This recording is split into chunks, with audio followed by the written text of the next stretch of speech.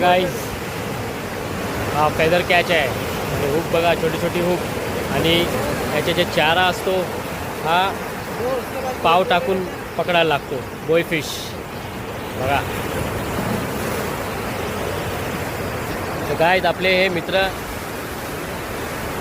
खरेदी करायला आलेत. बोय फिश छोटीस बघा. क्या भाई कितने में खरीदे? 200 में खरीदी भाई ये मच्छी. देखो तो बॉय फिश, ये दूसरा, ये तिसरा.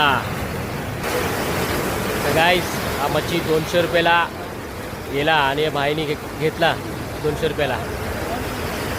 आपण पण या गाईस, फ्रेश फ्रेश मावरा.